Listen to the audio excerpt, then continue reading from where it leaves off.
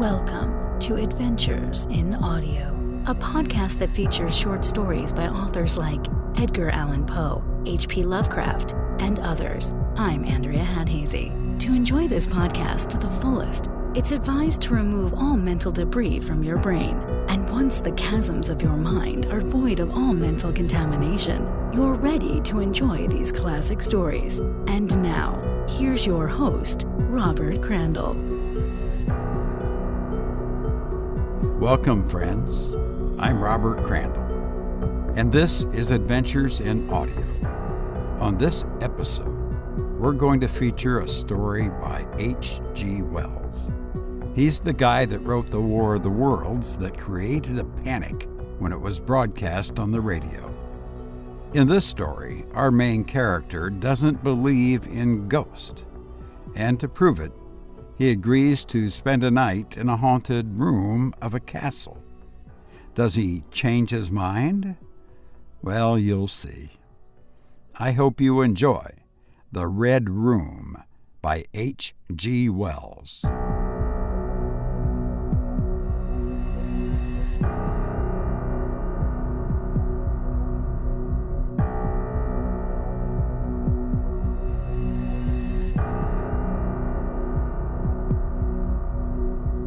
I can assure you, said I, that it will take a very tangible ghost to frighten me.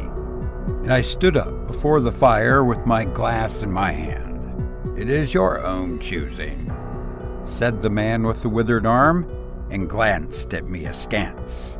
28 years, said I have lived, and never a ghost have I seen yet. The old woman sat staring hard into the fire, her pale eyes wide open.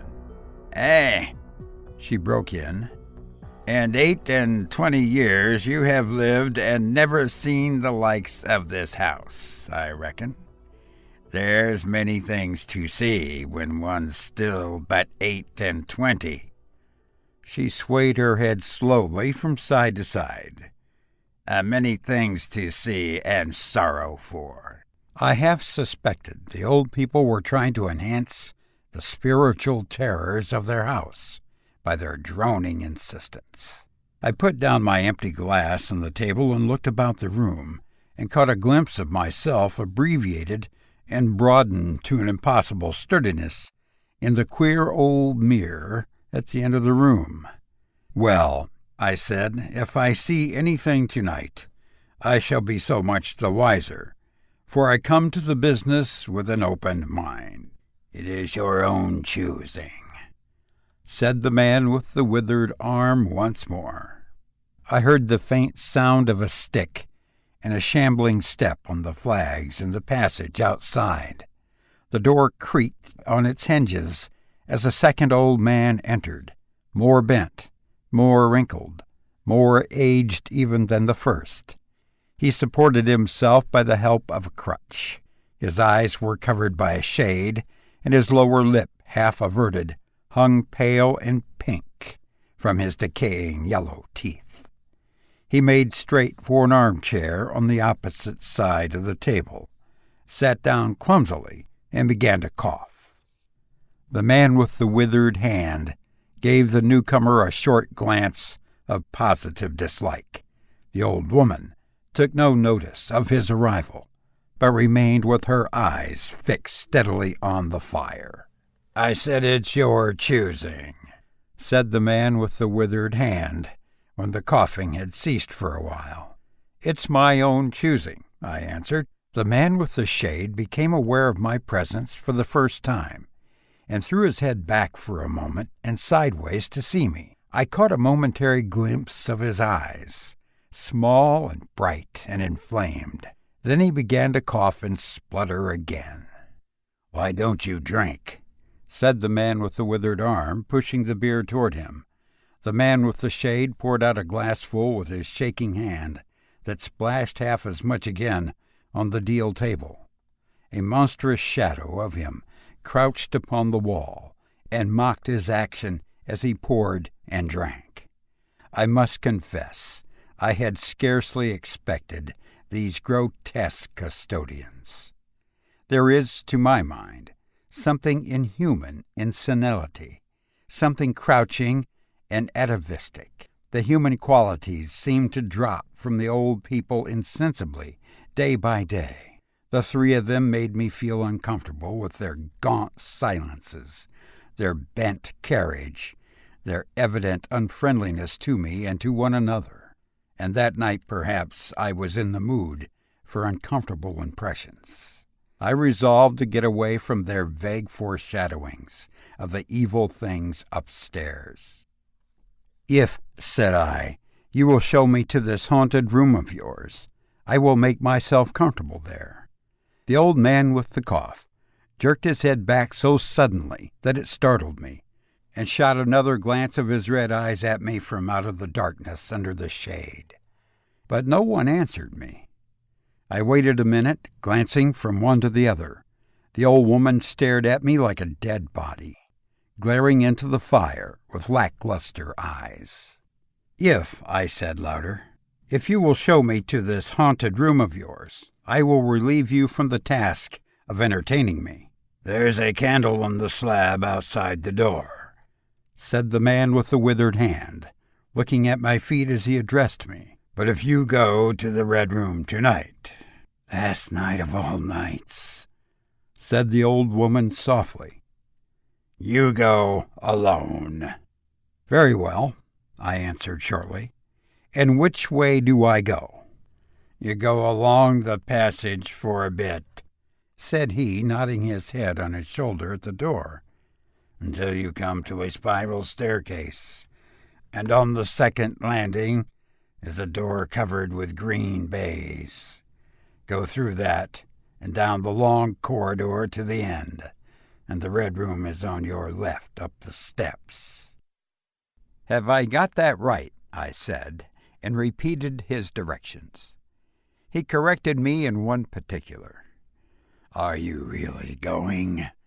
said the man with the shade, looking at me again for the third time with that queer, unnatural tilting of the face. "This night of all nights," whispered the old woman. "It is what I came for," I said, and moved toward the door.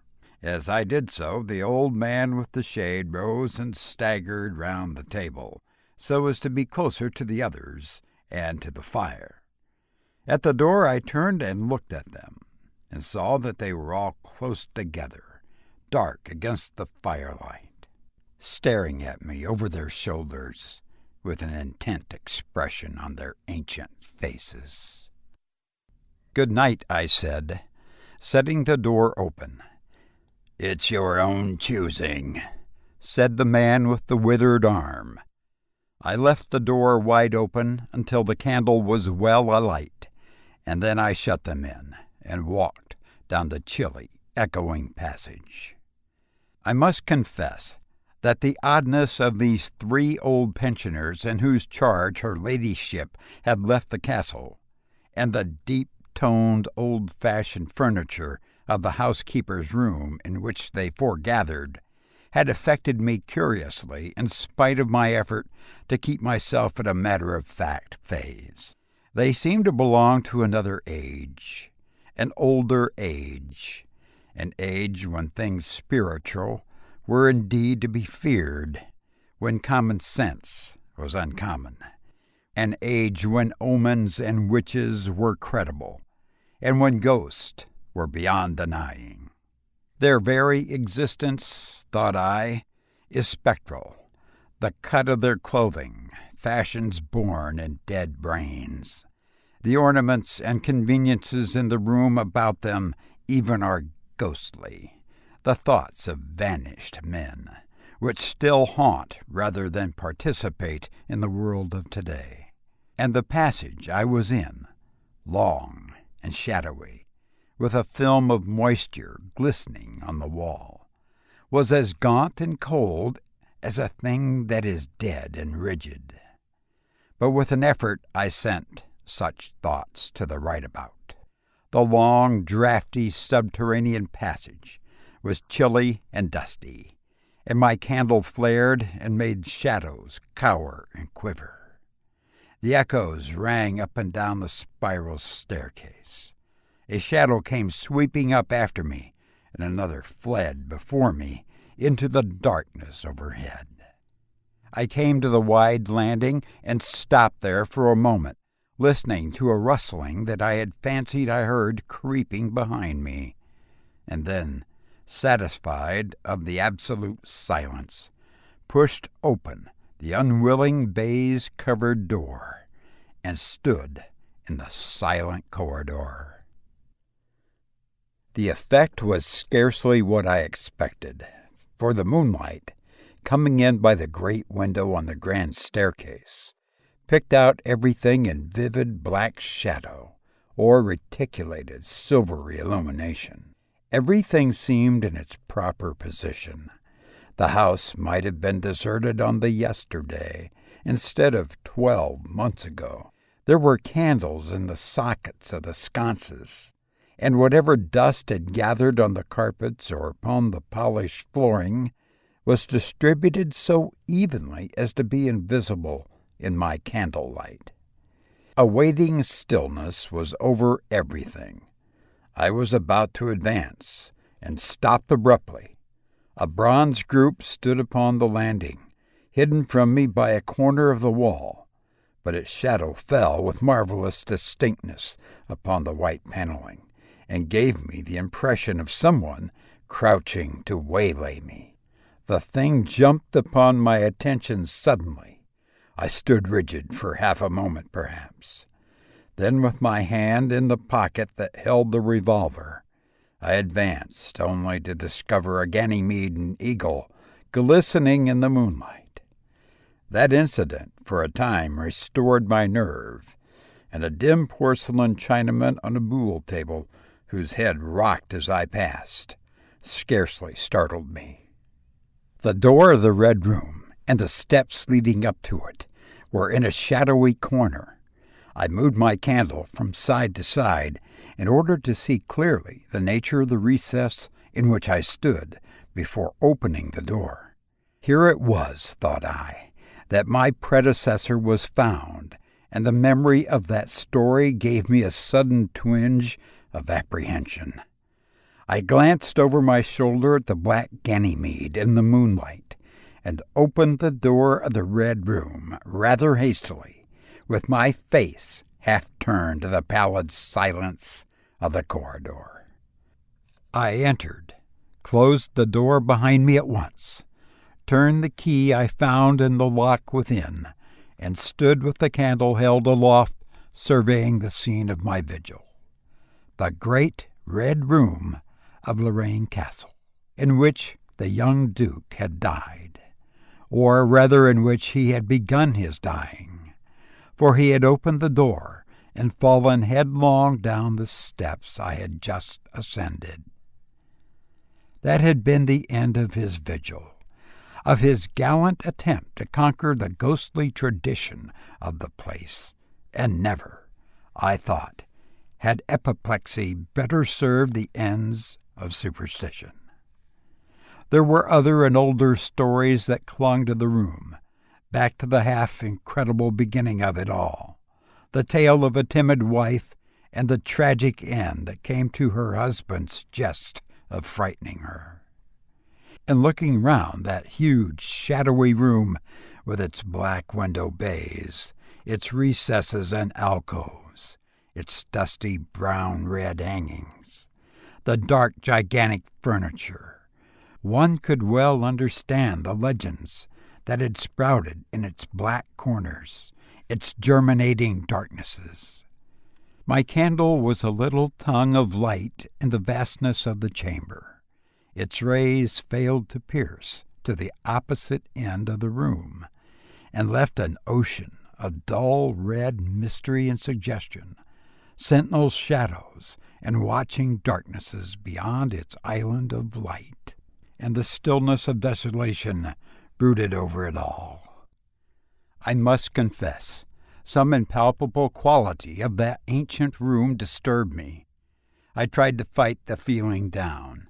I resolved to make a systematic examination of the place, and so, by leaving nothing to the imagination, dispel the fanciful suggestions of the obscurity before they obtained a hold upon me. After satisfying myself of the fastening of the door, I began to walk round the room, peering round each article of furniture, tucking up the valances of the bed, and opening its curtains wide. In one place there was a distinct echo to my footsteps. The noises I made seemed so little that they enhanced rather than broke the silence of the place. I pulled up the blinds and examined the fastenings of the several windows. Attracted by the fall of a particle of dust, I leaned forward and looked up the blackness of the wide chimney. Then, trying to preserve my scientific attitude of mind, I walked round and began tapping the oak paneling for any secret opening, but I desisted before reaching the alcove. I saw my face in a mirror. White. There were 2 big mirrors in the room, each with a pair of sconces bearing candles, and on the mantel-shelf, too, were candles and a china candlesticks. All these I lit one after the other. The fire was laid, an unexpected consideration from the old housekeeper, and I lit it to keep down any disposition to shiver, and when it was burning well, I stood round with my back to it and regarded the room again. I pulled up a chintz-covered armchair and table to form a kind of barricade for me. On this lay my revolver, ready to hand. My precise examination had done me little good, but I still found the remoter darkness of the place and its perfect stillness too stimulating for the imagination. The echoing of the stir and crackling of the fire was no sort of comfort to me. The shadow in the alcove at the end of the room began to display the undefinable quality of a presence, that odd suggestion of a lurking, living thing that comes so easily in silence and solitude. And to reassure myself, I walked with a candle into it and satisfied myself that there was nothing tangible there. I stood that candle upon the floor of the alcove and left it in that position.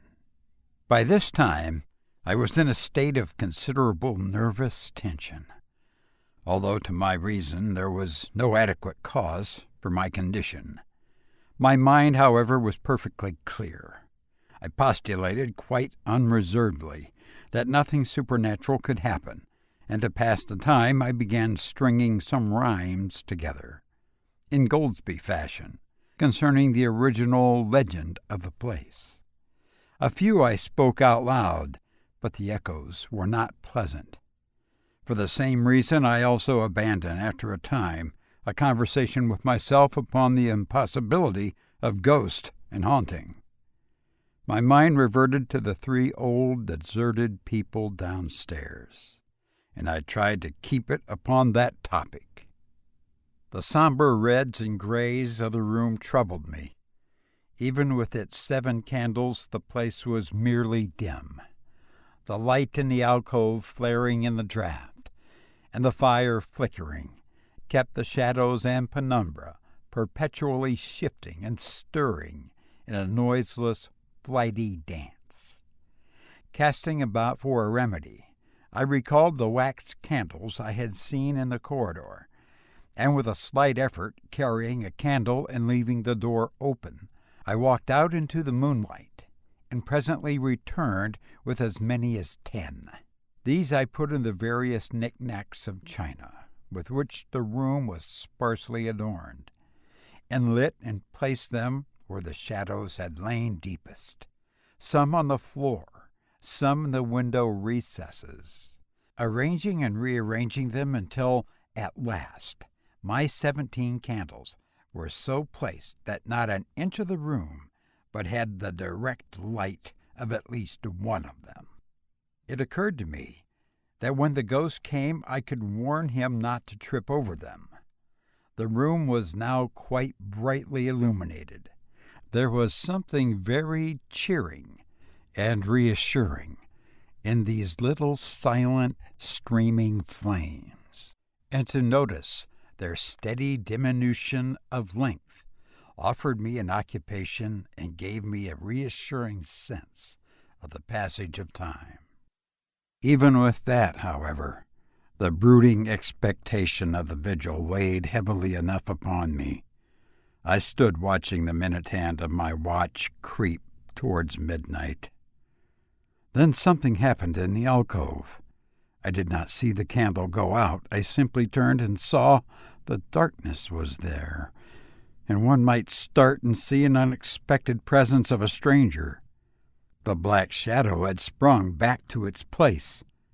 "By Jove," said I aloud, recovering from my surprise, "that draft's a strong one." And taking the matchbox from the table, I walked across the room in a leisurely manner to relight the corner again. My first match would not strike, and as I succeeded with the second, something seemed to blink on the wall before me. I turned my head involuntarily and saw that the 2 candles on the little table by the fireplace were extinguished. I rose at once to my feet. "Odd," I said. "Did I do that myself in a flash of absent-mindedness?" I walked back, relit one, and as I did so I saw the candle in the right sconce of one of the mirrors wink and go right out, and almost immediately its companion followed it. The flames vanished as if the wick had been suddenly nipped between a finger and a thumb, leaving the wick neither glowing nor smoking, but black.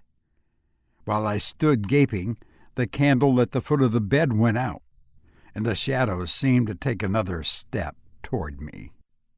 "This won't do," said I, and first one and then another candle on the mantel-shelf followed. "What's up?" I cried, with a queer high note getting into my voice somehow.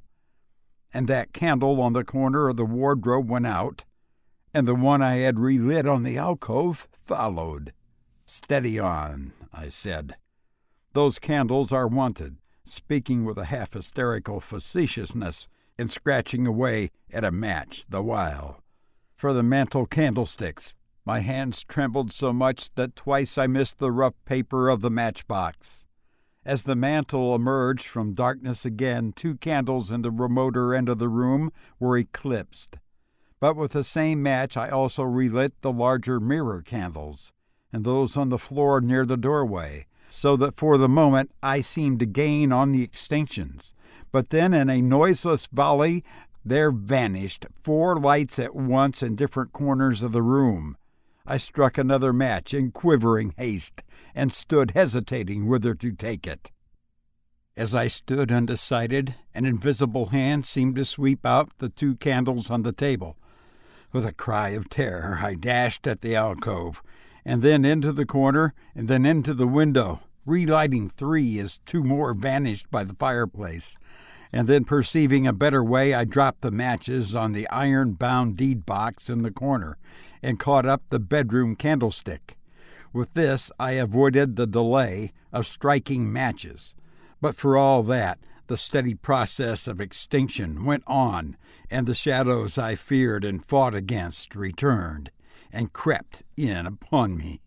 First a step gained on this side of me, then on that. I was now almost frantic with the horror of the coming darkness, and my self-possession deserted me. I leaped, panting, from candle to candle in a vain struggle against the remorseless advance. I bruised myself in the thigh against the table. I sent a chair headlong.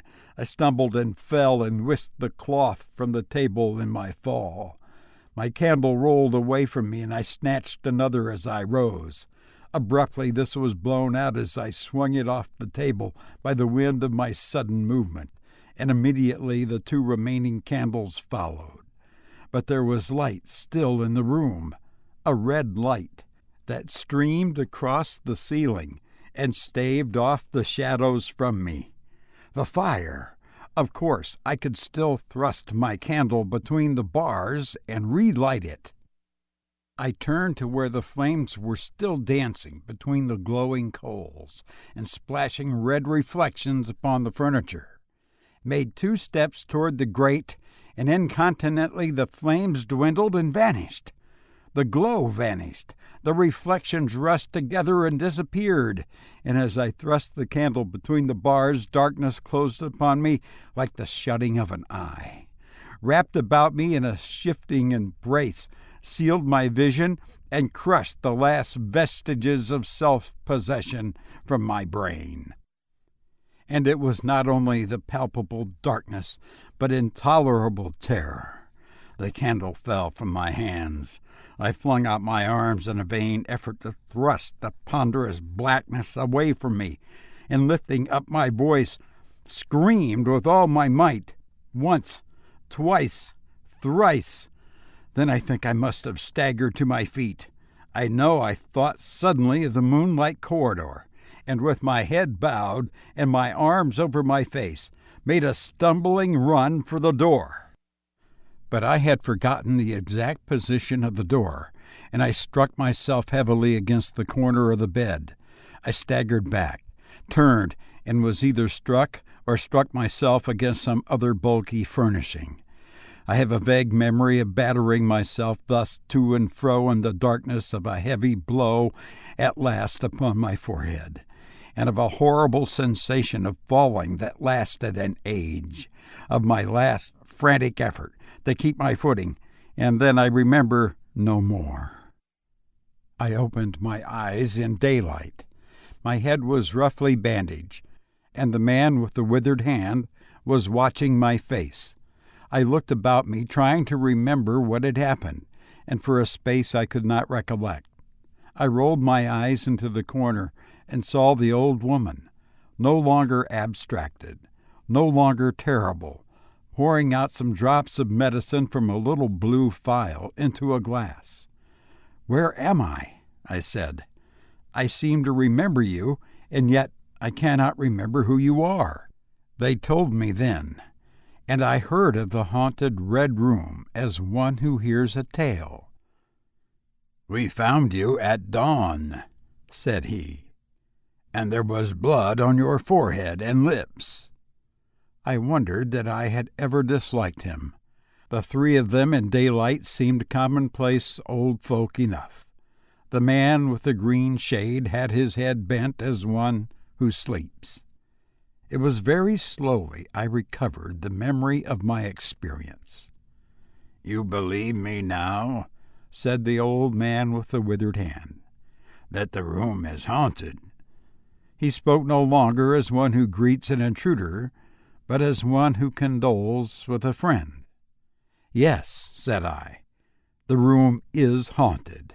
"And you have seen it, and we have been here all our lives and have never set eyes upon it, because we have never dared. Tell us, is it truly the old Earl who—" "No," said I, "it is not." "I told you so," said the old lady with the glass in her hand. "It is his poor young countess who was frightened." "It is not," said I. "There is neither ghost of Earl nor ghost of countess in that room. There is no ghost there at all, but worse, far worse, something impalpable." "Well," they said, "the worst of all the things that haunt poor mortal men," said I, "and that is, in all its nakedness, fear. Fear that will not have light nor sound, that will not bear with reason, that deafens and darkens and overwhelms. It followed me through the corridor. It fought against me in the room." I stopped abruptly. There was an interval of silence. My hand went up to my bandages. The candles went out, one after another, and I fled. Then the man with the shade lifted his face sideways to see me and spoke. "This is it," said he. "I knew that was it. A power of darkness. To put such a curse upon a home. It lurks there always. You can feel it even in the daytime. even of a bright summer's day, in the hangings, in the curtains, keeping behind you however you face about. In the dusk, it creeps in the corridor and follows you, so that you dare not turn. It is even as you say. Fear itself is in that room. Black fear. And there it will be, so long as this house of sin endures. You've been listening to The Red Room by H.G. Wells. In coming weeks, we're going to hear another Edgar Allan Poe story, a Bram Stoker ghost story, and some others. So set the music aside for a while and listen to a story. No need to read, I'll read it for you. Each week will feature stories from horror, suspense, drama, mystery, and others. So join me each week at adventuresinaudio.net. And even though I hope this story made you feel a bit uneasy, I do hope all is well. Thank you.